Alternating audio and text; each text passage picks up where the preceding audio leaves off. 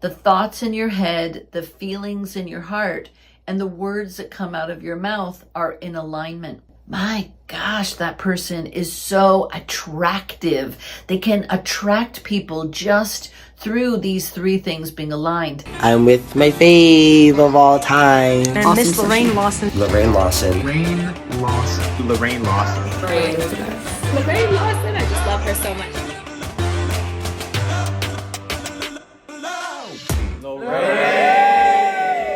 Have you ever wondered why some people stand out and some people just don't? Some people can walk into a room and every head turns towards them. Some people can deliver at the front of that boardroom and they can get everyone's attention, hold everyone's attention during their entire talk. Or what about the person at a dinner party that everybody wants to sit beside because they know the level of conversation is going to be fun and easy? Well, listen, as a performance coach to so many emerging artists, countless Juno and Grammy nominated artists, this is a question that they all have too. What makes me stand out? And so as that coach, as someone who really wants to make a difference and have a massive impact on my client, I have done a deep dive into 4 fundamental questions that when we answer these questions can guide you to being able to stand out in whatever way you want to do, in whatever area of your expertise, any area in your life that you want to stand out. These 4 questions are going to guide your next level too. So here we go. Are you ready to jump in here with me? Okay. The first thing that we want to start talking about is, what is it about that person that you've noticed makes them stand out? If we take the first scenario of the person who walks into a nightclub, let's say, and everyone's head turns, or they walk into a movie theater, somehow your head turns towards them. What is it about that? You're sitting in a restaurant and your head turns towards that person who's walking to that next table. Sometimes it's what they're wearing, isn't it? Sometimes it's something about maybe their hair that catches your eye. Their outfit is just so. But usually their outfit or their hair or their makeup is a reflection of an inner quality, that inner confidence, charisma, something about them that just oozes positivity or electric energy, right? That's coming out of their body. And so that is that expression of who they are in the world that makes them stand out in the choices that they're making in terms of their dress. It's not really their dress, but certainly in the reflection. So what's an example of that might be Lady Gaga. And I call this strategy shock and awe. Lots of artists use it, but that's that when she wore that meat dress at the award show and everyone's eyes turned towards her, right? It was pretty cool. It was like, whoa. And it accelerated her standing out, didn't it? Instead of that slow, steady growth that we often think about related to standing out, the consistency of a person standing out, this was a shock and awe in her outfit. What kind of qualities does a person need to possess in order to choose wearing a meat dress? What? You know, you would have to be super bold, right? You would have to be so confident. It would be like a next level daring, seductive, right? To wear those super sexy outfits that some people wear. It's like, what? You know, ripping your shirt off if you're a male artist. You know, what does that take? If you're The Rock and you rip your shirt off, right? It's like, what? That's so bold. That is so daring. That is so electrifying, magnetizing. So there are qualities that are within you that cause you to wear the outfit. Does that make sense? It's not the outfit that's doing it really. It's something within you that you want to take on that shock and awe. This strategy is used in lots of businesses also. A very famous marketing book called The Purple Cow was all about it. I have an artist that I've worked with a long time ago, but my gosh, they're blowing up, Crash Adams, and they use this red couch. And they put this couch in the middle of intersections. They ask the traffic light, right? Whoever's there, just hold on. You know, we're going to take a photo. And they did this over and over and over again here in Toronto and then in Los Angeles, wherever they were. They brought out that couch. They would stop during the light and just take whatever photographs, take some cool video and post it over and over and over. I think where most artists, most business people, most people suffer here is that the shock and awe factor is so useful, but you're just not delivering it enough over and over and over. Here's the problem with shock and awe, is that at some point the shock and awe wears off. How do you keep coming up with riskier outfits and riskier moves and these crazy tactics that you might do to get people's attention eventually will wear off. The shock and awe now is like it's expected that you're gonna, be Tom Cruise and, jump from the rafters how he did at the end of the Olympics, right? It's like we expect it now from him. And so every time he makes a movie like Mission Impossible, he's got to keep upping the stakes, up the ante. It can get pretty exhausting, not just for the person who's coming up with all these shock and awe ways of standing out, but also for the audience too. So getting back to Lady Gaga, she's been really amazing at taking that tactic and saying, okay, I'm going to shift it. And now I'm going to go less makeup, less big fancy outfits. I'm going to make an album less, kind of bold and magnetizing and electrifying. And I'm going to go lo-fi. I'm going to make stories that are real about my grandmother called Joanne. I'm going to play in little clubs. I'm going to get intimate. And being intimate requires a level of confidence that is through the roof. We think that the shock and awe tactic takes confidence. I'll tell you, baring your soul, having no makeup, less in your outfits, and just really sharing who you are at a very intimate level requires a level of confidence that's unbelievable. And something that she's done really, really well. And then shifting again, being able to share that beautiful connection to a veteran like Tony Bennett and those duets and that glamour. Again, a shift in personality, a shift in what she's wearing, and yet the audience stays with her because she's so authentic. So what does it take then to be authentic? We know that that's a quality that we need, a level of confidence that we need in order to stand out in the world. And so that's a question that I've been asking myself, and I'm sure you've been asking yourself. We may spend our lifetime asking ourselves, and so many books and experts and neuroscientists have been talking about that authentic brain, that authentic inner soul or spirit, and where does it come from? And so over the years, I've come up with, I think, a pretty simple solution or definition for you that I want to share with you. So that is when the thoughts in your head, the feelings in your heart, and the words that come out of your mouth are in alignment. And when they're in alignment, my gosh, that person is so attractive. They can attract people just through these three things being aligned. I'll give you an example of that. It's like someone wearing those clothes, right? But their inner self is struggling like, oh, does that look good? They still feel a little uncomfortable. I don't know if you've ever read those magazines where like, she wore it here and then this other artist or this other actor wore it over there and who wore it better.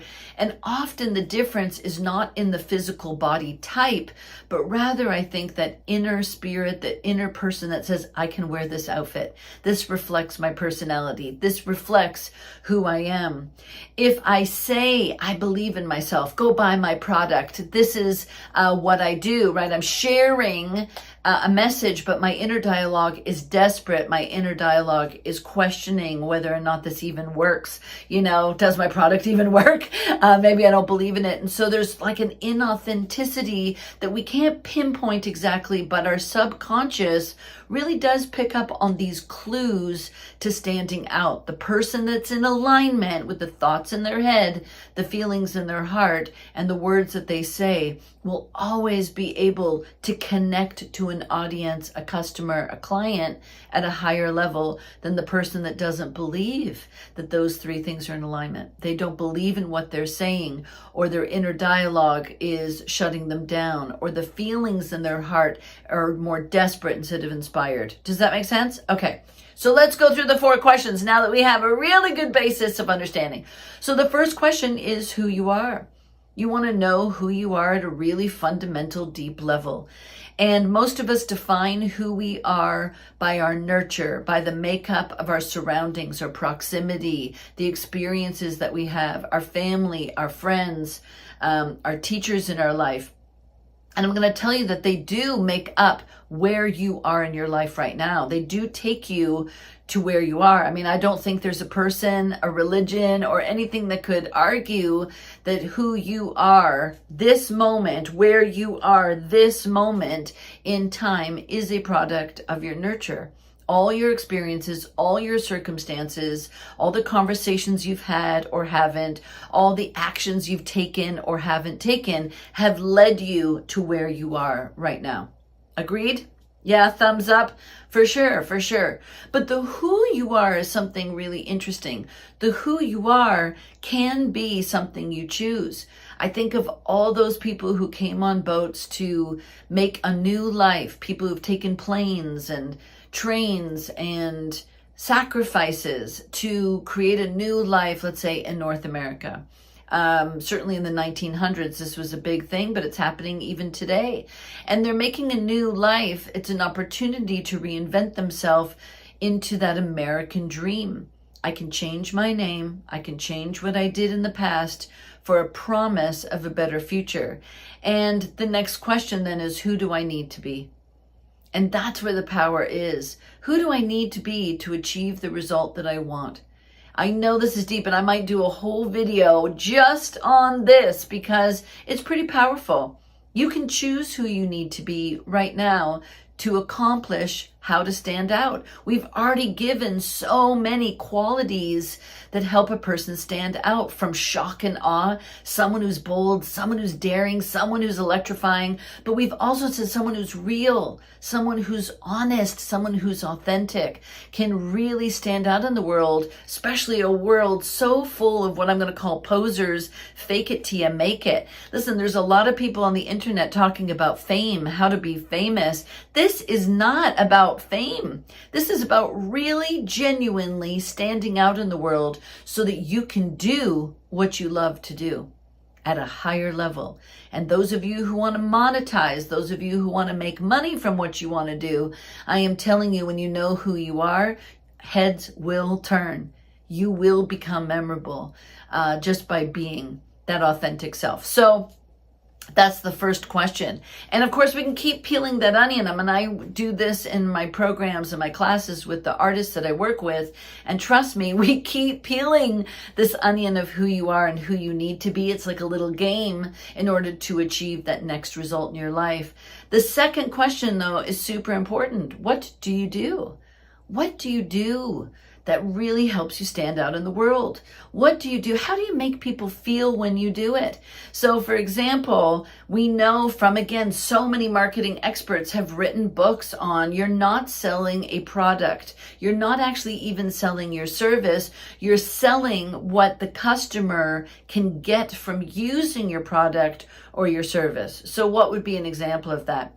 Are you selling the hammer and the nail, or are you selling the ability for that person to fill the hole in their wall? Are you offering that person that DIY experience of pride in fixing it for themselves? Hanging that picture that's been sitting on the counter or the floor forever, and being able to put that nail in the wall and hang that picture. What feeling does that give the customer if they're able to do it themselves? Oh my goodness, that's what you're selling. Does that make sense? If I wear the makeup, what is the feeling that I get by not having wrinkles on my face, by using that special cream? It's going to make me feel more beautiful. It's not the cream, it's the feeling that I'm going to get by using the cream. Does this make sense? When you can tap in what you give people through what you do, it is really, really powerful. You're going to see, if you are in sales, you're going to see your sales go up. Again, there's an authentic exchange there too, because I am really selling you something that I know you can get authentically. I'm not trying to bullshit my way. Again, I'm not faking it till I make it. I'm not giving you some story that's a lie. I'm saying if you follow me along, you're going to get this amazing feeling.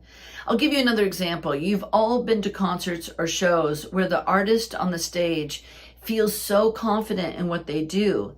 They love what they're doing. They're interacting with their band. I think of the Rolling Stones and how much energy they have together, still touring in their 80s. What? I mean, that's amazing. But they love each other. And that feeling of love and happiness doing what they're doing, there's so much joy. There's a great adjective. There's so much joy inside them. They're joyful.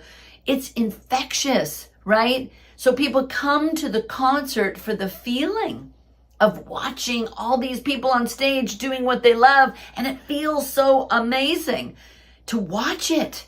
It's so infectious, it's magnetizing. And so that magnet experience is genuine and authentic, and we want to share it. It's like it attracts like, attract like. Does that make sense? Okay, so that's what you do. And so you really want to dive into that.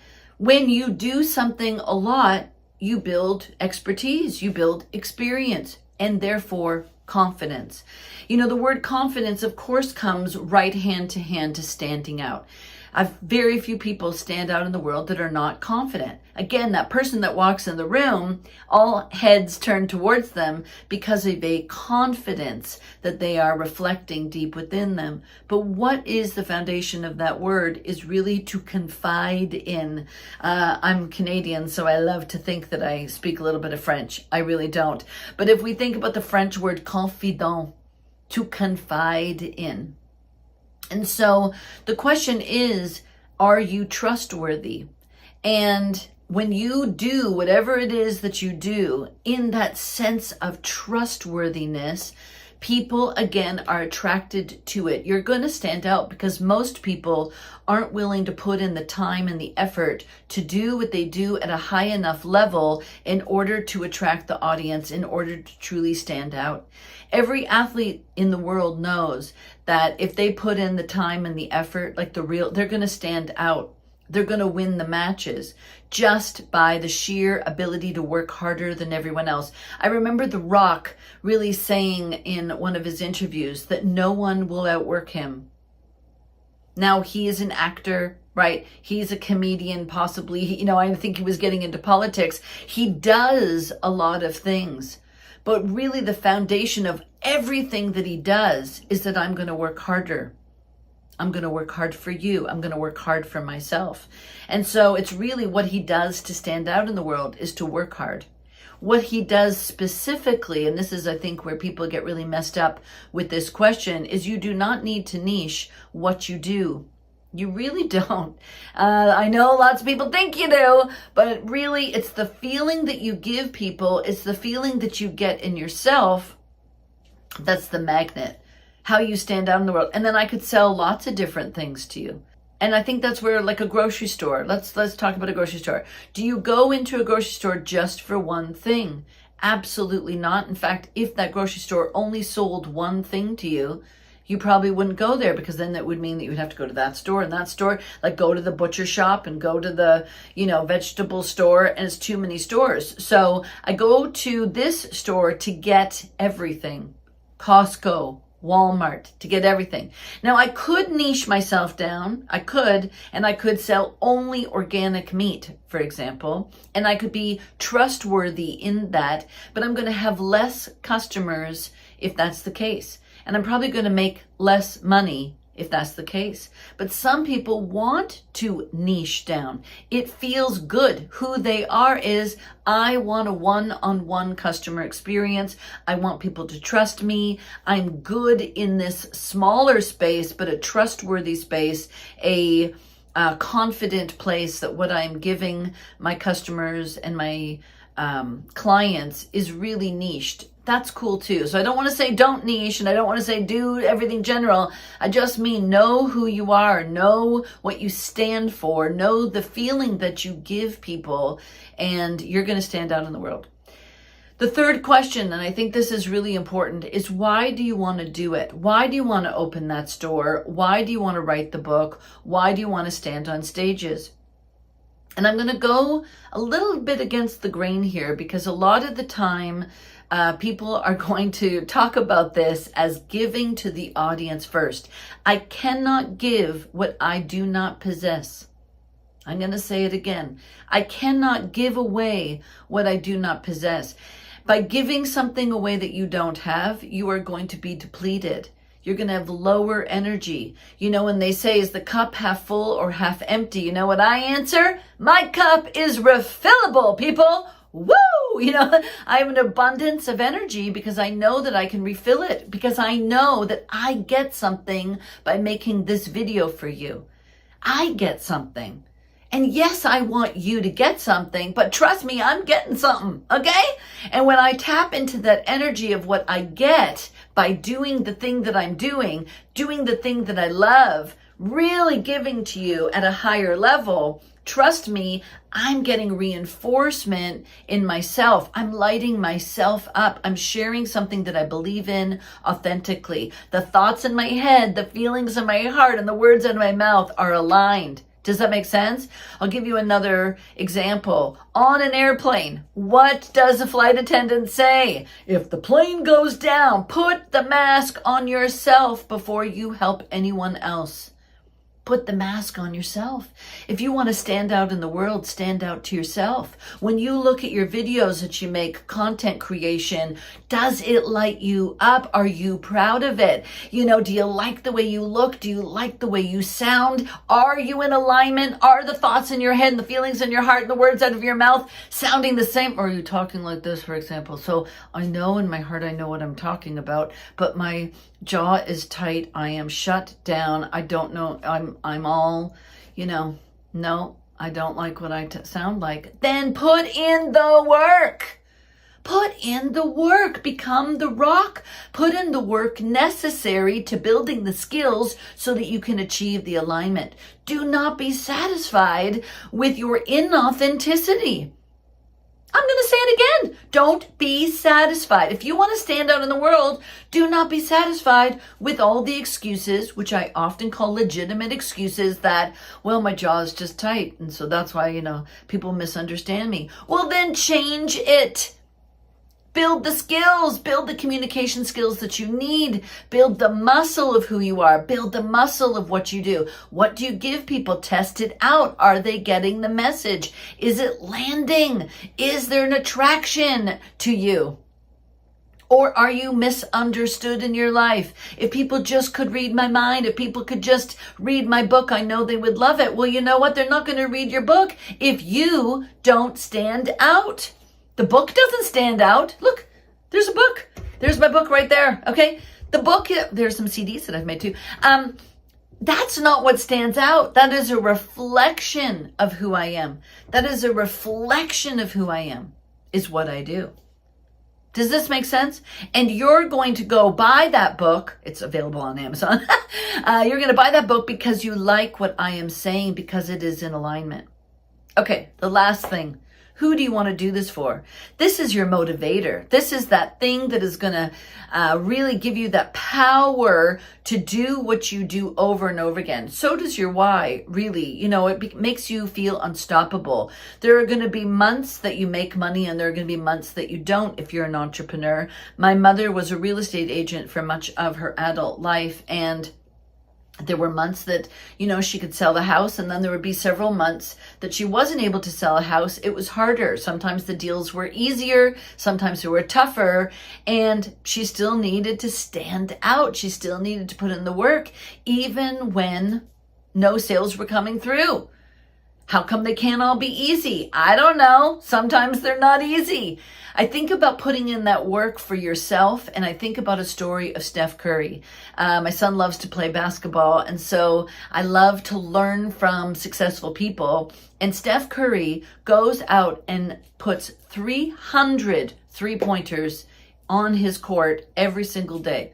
So his practice schedule is 300 three-pointers every single day. Now, he is the number one three-point shooter in the world. Does he still need to practice at that level? Probably not. But why does he do it? Because the discipline of doing it gives it in his body, where again, he authentically knows, thoughts in his head, feelings in his heart, that he can do that three-pointer guaranteed, that his teammates can rely on him. He trusts himself and his teammates trust himself. The team knows that he can win that winning shot. So the discipline of the work, the discipline of the trust that it takes to stand out at that level is constant. It's not like I achieve the goal and I can back off. I can stop learning and stop growing. I am always learning. I am always growing. Tony Robbins talks about the 6 human needs, and one of them is growth. If we're not growing, then we're dying. Well, we're all dying.